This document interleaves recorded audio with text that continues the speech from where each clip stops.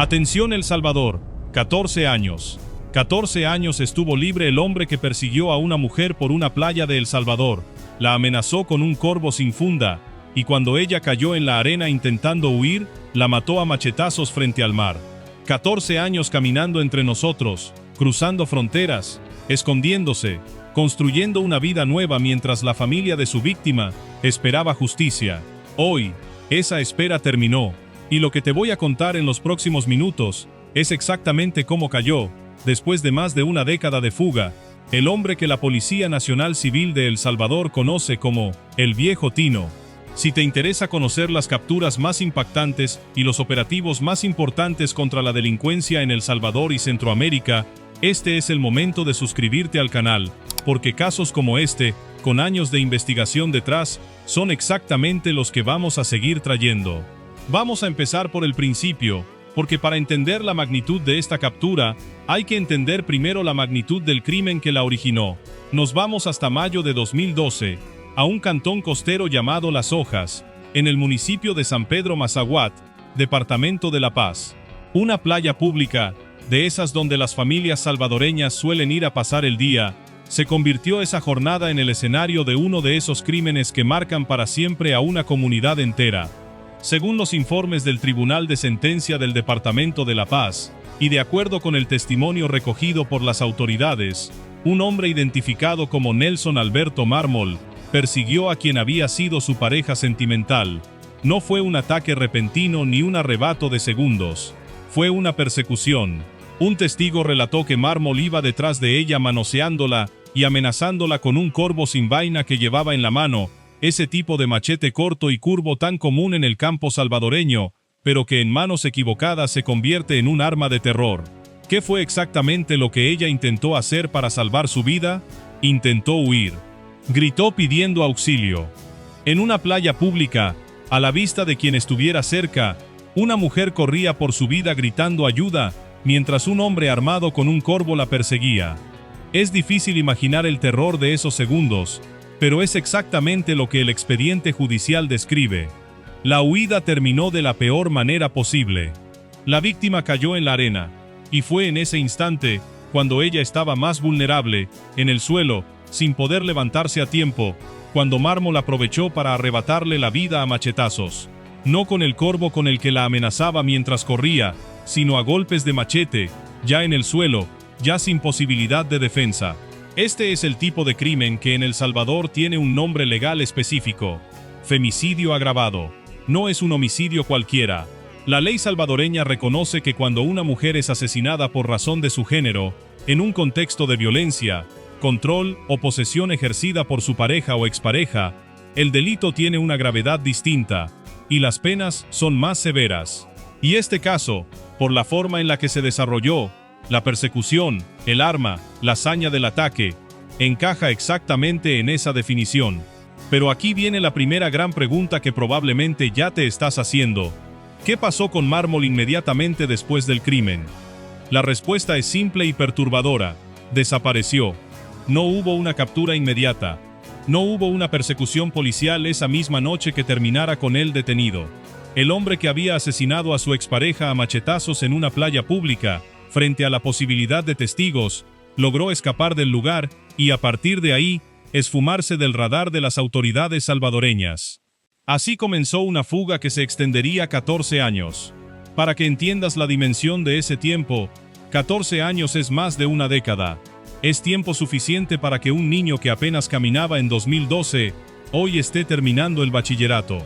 Es tiempo suficiente para que buena parte de la sociedad olvidara el nombre de la víctima y del agresor. Es tiempo suficiente, también, para que un prófugo construya una identidad nueva, cambie de país, cambie de rutina y aprenda a pasar desapercibido. ¿Cómo logra un hombre señalado por un crimen tan violento sobrevivir sin ser detectado durante tanto tiempo?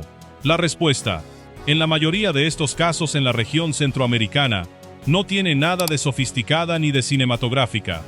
No hablamos de identidades falsificadas con documentos de alta tecnología, ni de redes criminales protegiéndolo.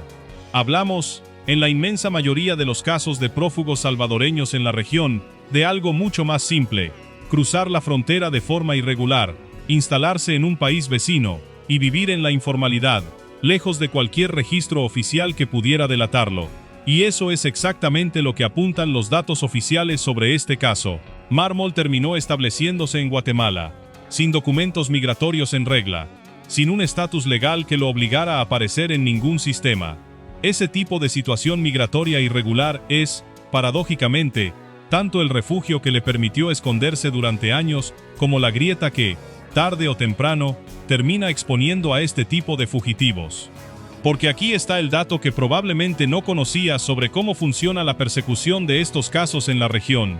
La frontera entre El Salvador y Guatemala, particularmente en los departamentos de Jutiapa, Chiquimula y Santa Rosa, es uno de los corredores más utilizados por salvadoreños que buscan evadir la justicia. No es un caso aislado. Los registros de seguridad fronteriza muestran una constante detección de ciudadanos salvadoreños con antecedentes penales, órdenes de captura vigentes o incluso vínculos con estructuras de pandillas, todos intentando pasar desapercibidos ingresando por pasos no oficiales. Es decir, lo que le pasó a El Viejo Tino no es una excepción dentro del crimen organizado transnacional centroamericano, es un patrón, y entender ese patrón es clave para entender por qué, después de 14 años, finalmente cayó. Ahora bien, 14 años de fuga no significan 14 años de impunidad absoluta en el papel. Durante todo ese tiempo, el caso de Marmol seguía activo en los registros judiciales salvadoreños. La orden de captura nunca se cerró. El expediente en el Tribunal de Sentencia de La Paz seguía existiendo, con su nombre, con la descripción del crimen, con la calificación legal de femicidio agravado esperando a que el acusado apareciera para poder ser juzgado. Pero un expediente abierto en El Salvador, sin ubicación del sospechoso, no basta. Se necesita algo más contundente para reactivar una cacería internacional. Y eso es exactamente lo que ocurrió este año. El 22 de mayo de 2026 se activó una alerta roja internacional de Interpol contra Nelson Alberto Marmol. Para quienes no conocen bien el funcionamiento de estas alertas, una alerta roja de Interpol no es una simple ficha policial más. Es la máxima categoría de aviso internacional que existe para localizar y detener a una persona con fines de extradición o de un procedimiento legal equivalente. Cuando se emite una alerta roja, todos los países miembros de Interpol, 1902 en total, quedan formalmente notificados de que esa persona es buscada por un delito grave, y cualquier autoridad migratoria o policial que la detecte, está habilitada para actuar de inmediato. Es decir, a partir del 22 de mayo de este año, El Viejo Tino dejó de ser simplemente un prófugo con una orden de captura local en El Salvador. Se convirtió en un objetivo activo para las policías de toda la región, con Guatemala como epicentro inmediato de la búsqueda, precisamente por los indicios de que ahí se encontraba escondido. ¿Y qué fue lo que llevó a las autoridades a reactivar y elevar este caso justo en 2026, después de tantos años? Aunque el reporte oficial no detalla el hilo exacto de inteligencia que condujo a la alerta, sí sabemos algo muy importante sobre el contexto. 2026 ha sido un año de repunte notable en la cooperación policial entre El Salvador y Guatemala para localizar prófugos. Solo en lo que va del año, las autoridades guatemaltecas han registrado 30 capturas con fines de extradición en su territorio, una cifra que representa un aumento importante respecto a años anteriores. La mayoría de esas 30 capturas responden a solicitudes de Estados Unidos, principalmente por casos de narcotráfico, pero un número creciente de esas alertas coordinadas por Interpol están permitiendo ubicar a prófugos centroamericanos requeridos por delitos como homicidio, violencia contra la mujer y trata de personas. El caso de Marmol se inserta exactamente en esa segunda categoría, un fugitivo salvadoreño, buscado por un crimen brutal contra una mujer, localizado gracias a un sistema regional de cooperación que cada año se vuelve más efectivo. Una vez activada la alerta roja, el reloj comenzó a correr distinto para El Viejo Tino. Ya no se trataba de un hombre invisible viviendo tranquilamente en la informalidad guatemalteca. Se trataba de un objetivo con nombre, con fotografía, con expedientes circulando entre las fuerzas de seguridad de la región. Y aquí llega uno de los datos más interesantes de todo este caso: la forma exacta en la que finalmente lo atraparon. La Policía Internacional, Interpol, con presencia en Guatemala, logró dar con su ubicación en territorio guatemalteco. Las autoridades confirmaron que Mármol se encontraba, efectivamente, en situación migratoria irregular en el país, sin ningún documento que lo amparara legalmente. ¿Y por qué ese detalle migratorio es tan determinante en todo este proceso? Porque cambia por completo el procedimiento legal que se aplica. Cuando un prófugo tiene una situación migratoria regular en el país donde se le localiza, generalmente el camino para devolverlo a su país de origen es un proceso de extradición formal, audiencias, revisión judicial, tiempos que pueden extenderse durante meses o incluso años. Pero cuando la persona se encuentra en situación irregular, como era el caso de Mármol, las autoridades guatemaltecas pueden activar un protocolo mucho más rápido: la expulsión inmediata del territorio nacional por incumplimiento de las leyes migratorias. Eso es exactamente lo que la Policía Nacional Civil de Guatemala decidió hacer con el viejo Tino. En lugar de iniciar un proceso de extradición ordinaria, que podría haber tomado tiempo adicional, activaron el protocolo de expulsión inmediata, un mecanismo legal completamente distinto, pero con el mismo resultado final: sacarlo del país y ponerlo en manos de la justicia salvadoreña lo antes posible. Y el lugar exacto donde ocurrió esa entrega tiene su propio peso simbólico dentro de esta historia. El traslado de Mármol culminó en el paso fronterizo de Valle Nuevo, en el municipio de Jalpatagua, departamento de Jutiapa, Guatemala. Ahí, en ese mismo corredor fronterizo que durante 14 años pudo haber sido su puerta de escape hacia la vida oculta, se completó formalmente su entrega a personal de la Policía Nacional Civil de El Salvador. El círculo se cerró exactamente en el mismo tipo de territorio donde probablemente comenzó su fuga en 2012. Fuentes policiales que participaron en el operativo resumieron el momento con una frase que vale la pena repetir, porque describe perfectamente por qué este tipo de casos ya no son tan sencillos de sostener durante años como antes. La cooperación entre países vecinos ha sido determinante para ubicar y remitir a individuos buscados por delitos graves. No es una frase de relleno, es, literalmente, la explicación de por qué el viejo Tino cayó ahora y no antes. Porque la coordinación entre las policías de la región centroamericana es hoy más estrecha, más rápida y más efectiva que hace una década. ¿Y qué significa este caso dentro del panorama más amplio de la seguridad regional? Significa que la región centroamericana está viviendo, en 2026, un endurecimiento real en la persecución de fugitivos que cruzan fronteras para escapar de la justicia. No hablamos solo de narcotraficantes buscados por Estados Unidos, que siguen siendo la mayoría de esas 30 capturas registradas este año en Guatemala. Hablamos también de un número creciente de casos como este: hombres señalados por violencia extrema contra mujeres, que durante años creyeron que cruzar una frontera terrestre era suficiente para desaparecer para siempre. Los mismos registros de seguridad fronteriza guatemaltecos confirman que en departamentos como Jutiapa, Chiquimula y Santa Rosa, los operativos recientes han resultado en la localización de cientos de salvadoreños en situación migratoria irregular, muchos de ellos con antecedentes penales, órdenes de captura pendientes o vínculos con estructuras de pandillas. La gran mayoría de esos casos termina exactamente igual que el de Mármol: expulsión inmediata y entrega directa a las autoridades salvadoreñas. Esto nos lleva a la pregunta que probablemente resume la sensación de fondo de toda esta historia. Si él pudo esconderse 14 años y aún así fue atrapado, ¿qué tan segura puede sentirse hoy cualquier otra persona prófuga por delitos graves escondida en la región? La respuesta que se desprende de los datos es clara: cada año que pasa, ese margen de tiempo para esconderse se hace más pequeño. La cooperación entre Interpol, la Policía Nacional Civil de Guatemala y la Policía Nacional Civil de El Salvador está cerrando, poco a poco, los espacios donde antes era posible desaparecer sin dejar rastro. Ahora, volvamos un momento a lo que verdaderamente importa en este caso: la víctima. Detrás de cada expediente de femicidio agravado hay una mujer con una historia interrumpida, una familia que durante 14 años tuvo que vivir sabiendo que el hombre que le arrebató la vida a su hija, hermana o madre, seguía caminando libre en algún lugar. 14 años de espera. 14 años sin la certeza de que la justicia algún día llegaría. ¿Qué sigue ahora, legalmente, para el viejo Tino? Con la entrega formal completada en territorio salvadoreño, Mármol queda bajo custodia de las autoridades de El Salvador, exactamente donde el expediente por femicidio agravado sigue abierto en el Tribunal de Sentencia del Departamento de La Paz. Esto significa que, después de 14 años, finalmente deberá enfrentar el proceso judicial completo, audiencia, presentación de pruebas, incluyendo el testimonio del testigo que relató la persecución con el corvo, y eventualmente una sentencia.